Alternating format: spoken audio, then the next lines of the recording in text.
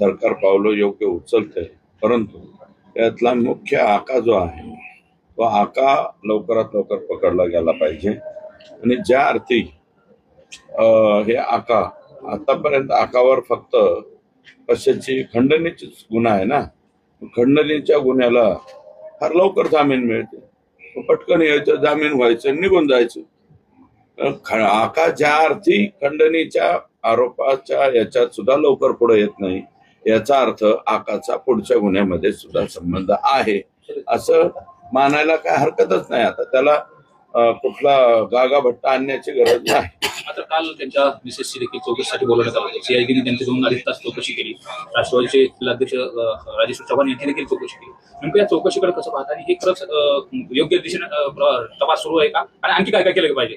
आणखी काय काय केलं पाहिजे ते जे बॉडीगार्ड त्यांच्या बरोबर होते शेवटपर्यंत, खलनिग्रहण आहे, सदरक्षण आहे, खलनिग्रहण आहे म्हणतो आपण पोलीस, जोपर्यंत पोलीस तिथे होते, आता यांच्यावरती आरोप झाला, गुन्हा दाखल झाला त्यावेळेस सुद्धा पोलीस संरक्षण त्यांना होतं. मग त्या पोलिसाचं बॉडीगार्डचं काम काय होतं? पोलीस स्टेशनला सांगणं यांच्यावर गुन्हा दाखल झालाय, त्यांना पटकन अटक करा. त्याऐवजी मला वाटतं ते मस्तपैकी त्या बॉडीगार्डला म्हणले असतील, आका तू जरा इथंच थांब, मी आता जरा फरार होतो, आणि मग फरार झाल्यावर तू काहीतरी सांग. मला असं वाटतं एसपींनी तातडीनं त्यांना निलंबित सुद्धा करायला पाहिजे. कोण आका बरोबर त्यांचे प्रेमी झाले होते का काय, आणि स्टेप्स जे आहेत ते यांच्या सगळ्या मुवमेंटवरती लक्ष ठेवून, आणि विमा कंपन्या ज्या पद्धतीनं मागील 1 वर्षाचे आणि सगळ्यांचे सीडीआर तपासले, त्या पद्धतीचे सगळ्यांचे सीडीआर जर तपासले, हे लोक कुठे आहेत कुठे नाही, कोण कोणाला काय बोललो हे सगळं कळेल, आणि हे सगळेचे सगळे आज मोर्चामध्ये तुम्ही सहभागी होता, लोकांचा काय आक्रोश आहे? तुम्हाला देखील या मोर्चामध्ये सहभाग व्हायला यावं लागतं, म्हणजे नेमका एकंदरीत लोकांचा काय आक्रोश आहे, लोकांचा संताप कसा आहे? मोर्चात नाही आले का जोडे खायचे का? लोक जोड्याने मारतील ना. मत हल्लेत ना. आता मला 1,40,000 दिले, त्या दादाला लाखाच्या वर मत पडले, संदीपला पडलेत, तिकडं राजांना पडलेत, यांना पण पडलेत, मुंदडाताईंना. आता ठीक आहे, ते परदेशात गेलेले आहेत, मला त्यांचे सासरे भाऊ येतील, काकाजी आले म्हणजे समजा ते आमदार आले, सगळे आमदार येतील. इथं जे आहेत जिल्ह्यामध्ये आता 6 आमदार आणि 7 आमदार आहेत आता सध्या घडले. 7 पैकी 5 आमदार मला वाटतं हजर आहेत, 2 आमदार हजर नाही.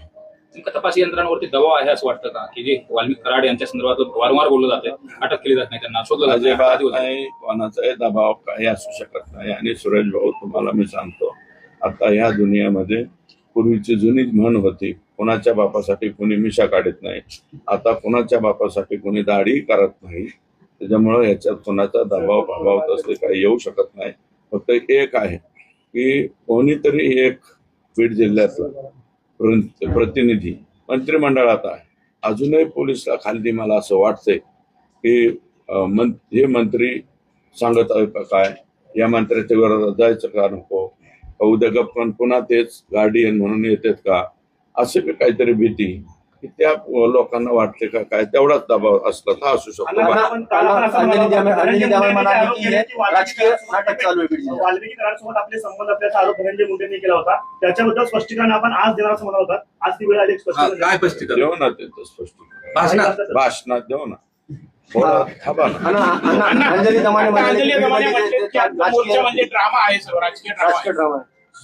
आम्ही मोर्चा ठरवलाय का? हा मोर्चा कोणी ठरवलाय? मोर्चा कोणी ठरवला? सामान्य लोकांनी ठरवलं. त्याच्यात कोणत्या पक्षाच्या माणसं नाहीत, काय नाही.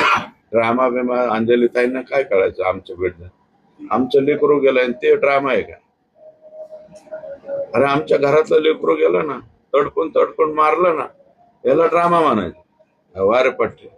दुसरा आरोप तुमच्यावर केलेला आहे, तुमच्यावर 3 आरोपी जे आहेत ते फरार आहेत, त्यांचा मृत्यू झालेला आहे अशा पद्धतीचा फोन आल्याचं देखील अंजली दमाने म्हणाल्या. त्यांचा फोन आपण एसपींना सांगितलं देखील असं बोलले आहेत. आणि याच्याकडे तुम्ही कसं पाहता? ते काही बोलतील, आम्ही असं वेग स्टेटमेंट करणार, पण त्यांचे फोन कोण करेल बाबा? काय संबंध आहे? त्यांचा खून बिन नाही, ते 3 बी सापडतील आणि 4था बी सापडल आका.